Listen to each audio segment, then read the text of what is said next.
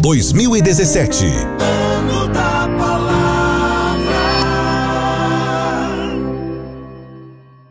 Se você tem perguntas sobre a fé, sobre a vida, sobre Deus, conheça a Bíblia The Way, O Caminho. Uma Bíblia em linguagem atual que veio para dizer que não tem nada de errado em fazer perguntas, ter dúvidas e em debater. Mas a The Way é mais que uma Bíblia de papel. Ela está presente no cyberespaço. Por toda a Bíblia há links e QR Codes de vídeos e estudos extras para você continuar no caminho, tanto no mundo real quanto no virtual. Venha para o caminho, conecte-se a The Way, uma obra com a qualidade CPAD.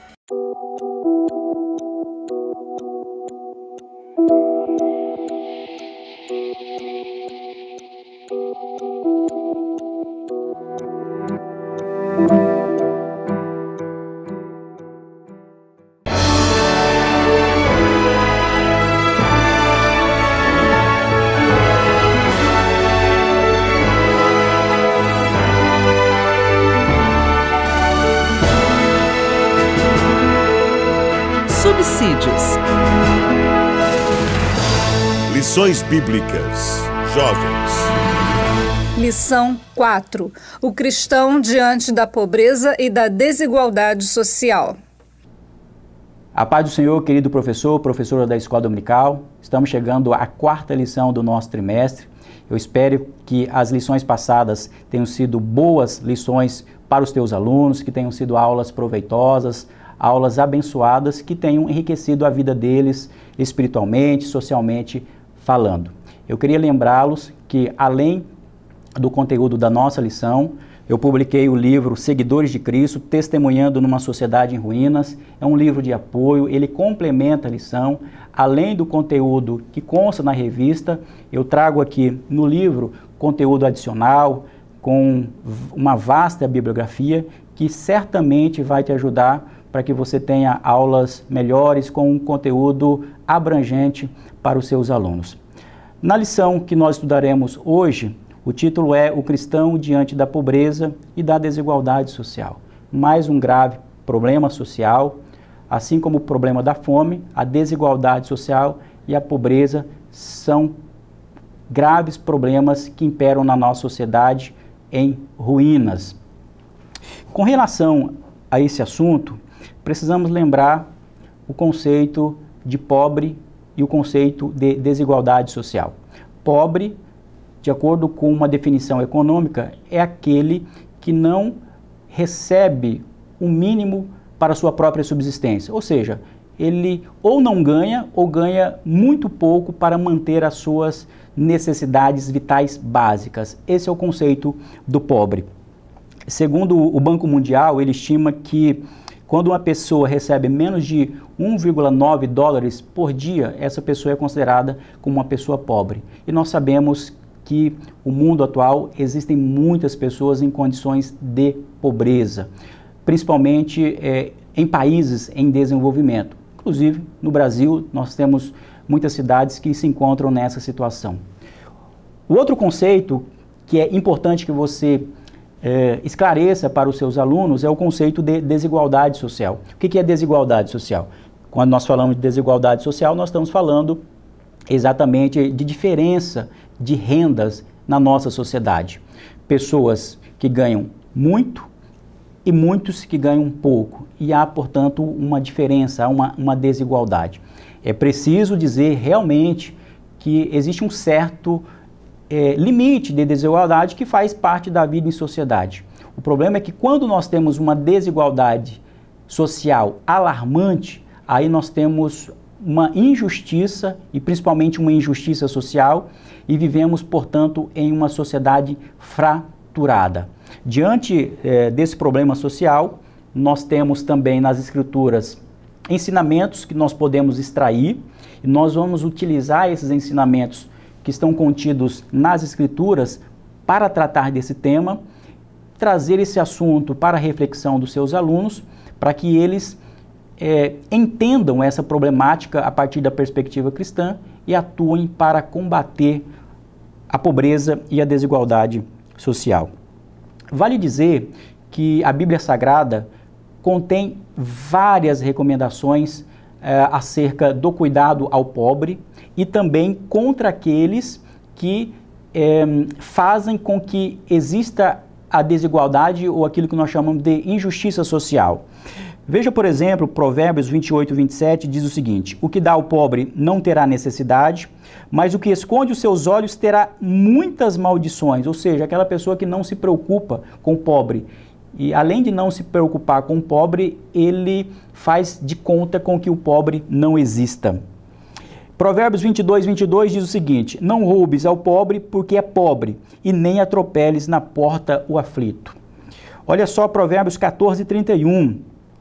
O que oprime o pobre insulta aquele que o criou, mas o que se compadece do necessitado o honra. Então, nós vamos encontrar nas Escrituras Sagradas um cuidado para com o pobre, exatamente porque o pobre se encontra numa situação de vulnerabilidade. Nós vamos encontrar isso no Antigo Testamento, no Antigo Israel. Nós vemos a preocupação de Deus com aquele que se encontrava numa situação mais difícil da escala social. Nós vamos ver, por exemplo, a preocupação de Deus com os pobres quando ele estabelece na lei algumas recomendações para o cuidado com essas pessoas.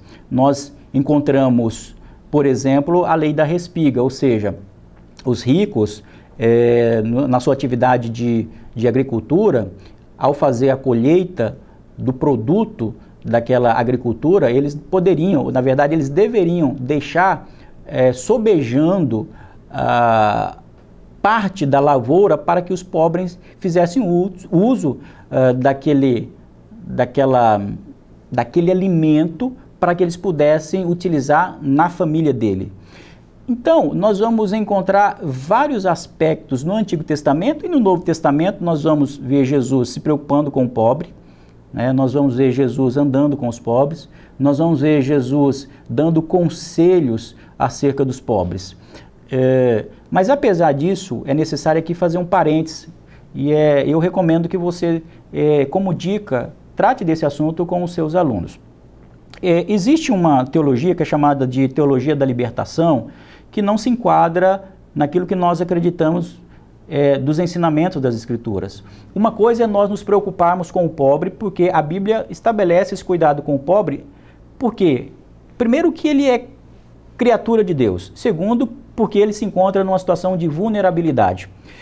O problema é que a teologia da libertação, que é uma teologia de origem católica, ela centraliza a pobreza à ênfase do Evangelho e interpreta a Escritura com base no sofrimento do oprimido. Então, nós não aceitamos a teologia da libertação, porque ela tem como raiz uma teologia que vai se amparar num pensamento marxista e comunista, e isso não se coaduna com aquilo que nós entendemos das Sagradas Escrituras.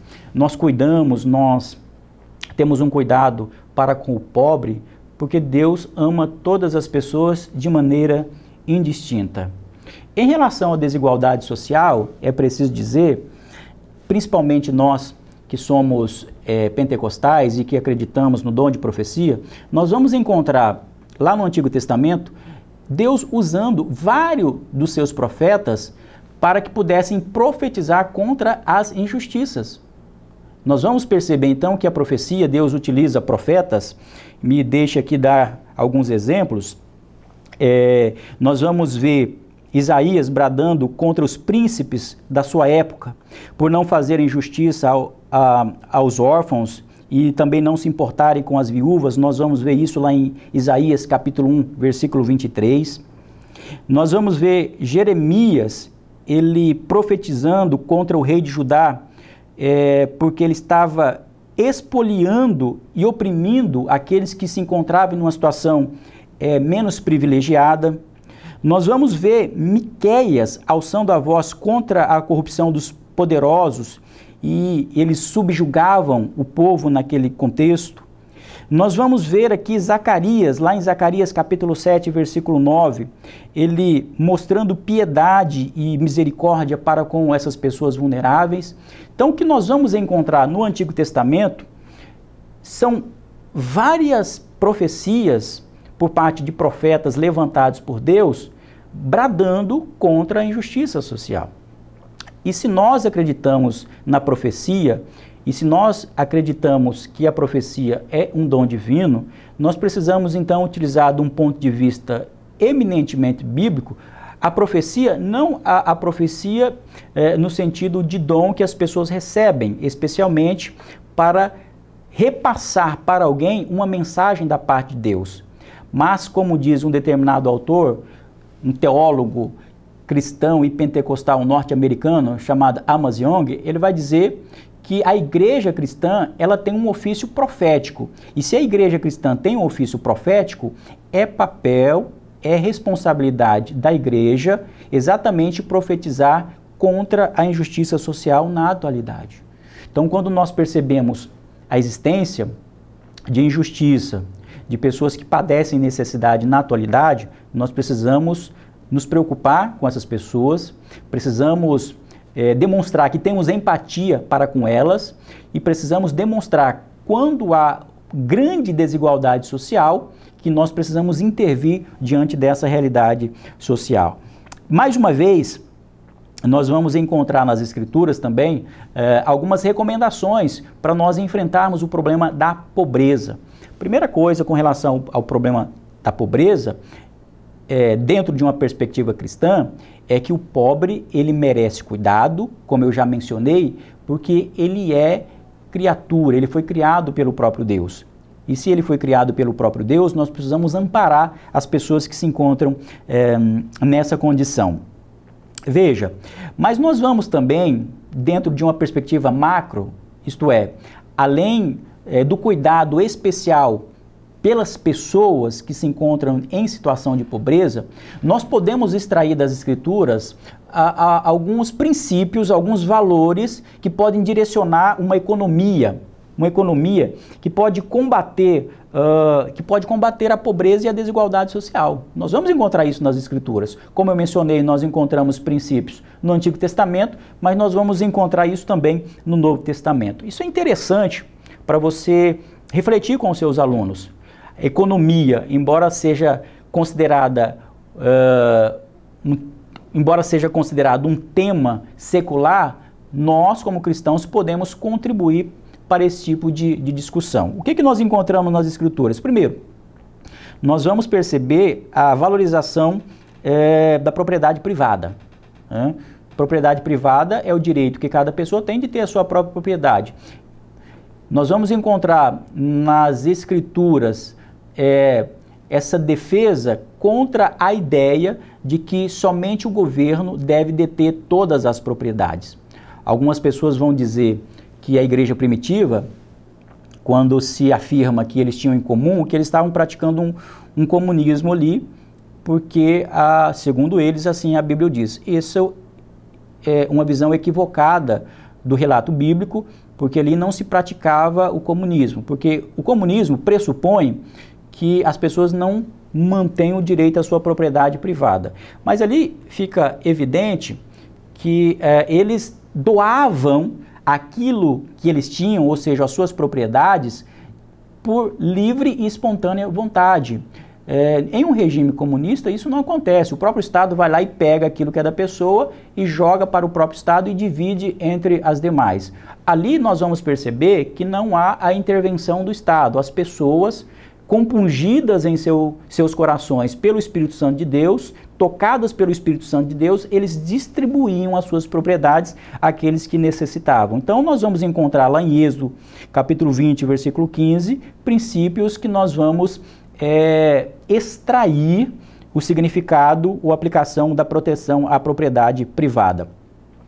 A Bíblia também vai nos dar uma forte recomendação condenando aqueles que manipulam a economia. Em que jeito? Através da corrupção, através da opressão ao pobre. Nós vamos ver isso claramente. E no Novo Testamento, inclusive, na Epístola de Tiago, nós vemos lá no capítulo 5 uma declaração forte por parte de Tiago, quando ele diz da seguinte maneira: Eia, pois, agora vós ricos, chorai e pranteai por vossas misérias, que sobre vós hão de vir. As vossas riquezas estão apodrecidas e as vossas vestes estão comidas da traça. O vosso ouro e a vossa prata se enferrujaram, e a sua ferrugem dará testemunho contra vós, e comerá como fogo a vossa carne. Entesourastes para os últimos dias. Eis que o salário dos trabalhadores que ceifaram as vossas terras, e que por vós foi diminuído, clama. E os clamores dos que ceifaram entraram nos ouvidos do Senhor dos Exércitos. Ou seja, os ricos estavam explorando os mais pobres. E esse tipo de exploração é um dos fatores que resultam em pobreza e também em desigualdade social. E nós vamos encontrar nas Escrituras Sagradas Deus, condenando esse tipo de atuação. Então a Bíblia vai recomendar fortemente princípios econômicos, e dentre eles nós vamos ver essa condenação àqueles que manipulam a economia.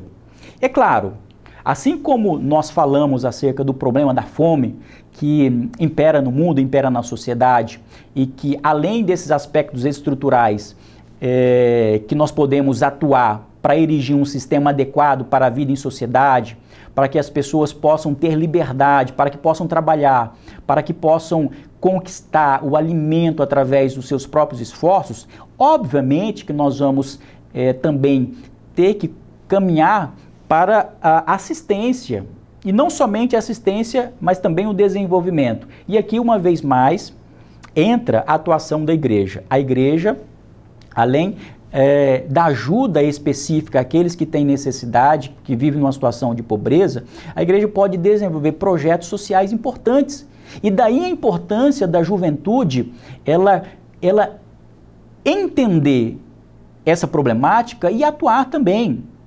Isto é, ter consciência do problema e ajudar. De que maneira a igreja e os jovens podem ajudar enfrentando esse problema? Pode ajudar, sim, distribuindo alimentos, pode ajudar dando palestra àqueles que precisam de um emprego, sobre temas básicos como informática ou qualquer atividade técnica que as pessoas precisam ser capacitadas. Ou seja, então, o primeiro momento é assistência, é ajudar aqueles que precisam. Mas além da assistência, a igreja pode também e deve trabalhar no desenvolvimento. Isto é, preparar essas pessoas que vivem uma situação de fragilidade para que elas adquiram condições para adquirir a sua própria subsistência. Ou seja, nós estamos falando de desenvolvimento, para que elas tenham condições de, por si sós, adquirirem o necessário para a sobrevivência delas. São esses os aspectos que eu achei pertinente nós refletirmos nessa lição. Obviamente que essas videoaulas, elas não esgotam o assunto.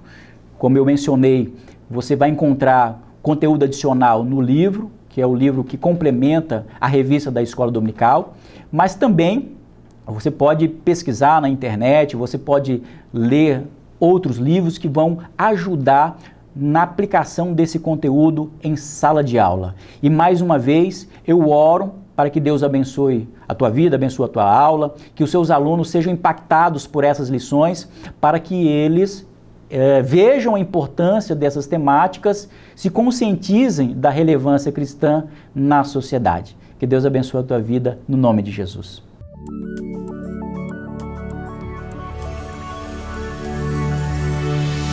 CPAD, a editora da Escola Dominical.